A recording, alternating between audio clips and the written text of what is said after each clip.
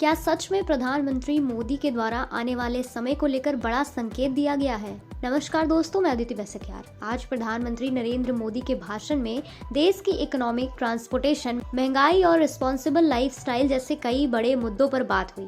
प्रधानमंत्री ने सोमनाथ मंदिर को भारत के स्वाभिमान और संस्कृति का प्रतीक बताया और कहा कि देश को मजबूत बनाने के लिए सिर्फ सरकार नहीं बल्कि नागरिकों की सोच और आदतों में भी बदलाव जरूरी है। उन्होंने बढ़ती महंगाई, ग्लोबल टेंशन्स और फ्यूल क्राइसिस का जिक्र करते हुए लोगों से पेट्रोल डीजल कम इस्तेमाल करने की अपील की। उन्होंने कहा कि जहां मेट्रो उपलब्ध हो वहां मेट्रो का इस्तेमाल करें, ज्यादा से ज्यादा पब्लिक ट्रांसपोर्ट और कार पुलिंग अपनाएं और सामान की ट्रांसपोर्टेशन में भी रेल नेटवर्क को बढ़ावा दिया जाए ताकि फ्यूल की बचत हो सके।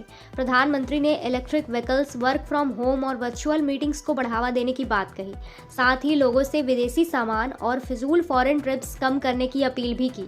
उन्होंने यहाँ तक कहा कि शादियों और गैर जरूरी खर्चों में गोल्ड खरीदने से बचने की कोशिश करें क्योंकि देश का पैसा देश में रहना जरूरी है। साथ he made in India products अपनाने पर भी जोर दिया गया। इसके अलावा किसानों से प्राकृतिक खेती अपनाने, केमिकल फर्टिलाइजर्स कम करने और सोलर टेक्नोलॉजी का इस्तेमाल बढ़ाने की अपील की गई। अपने भाषण में प्रधानमंत्री का सबसे बड़ा संदेश यही रहा कि अगर आज हम जागरूक नहीं बने और रिसोर्सेज का जिम्मेदारी से इस्तेमाल नहीं किया तो आने वाले समय में परेशानी आम लोगों को ही झेलनी पड़ेगी। इसलिए अभी से डिसिप्लिन और रिस्पॉन्सिबल लाइफस्टाइल अपनाना जरूरी है। तो फिलहाल आप लोग भी जागरूक रहिए और इन बातों पर ध्यान दीजिए क्योंकि अगर आज हमने जिम्मेदारी नहीं दिखाई तो आने वाले समय की परेशानी हम आम लोगों को ही झेलनी पड़ेगी।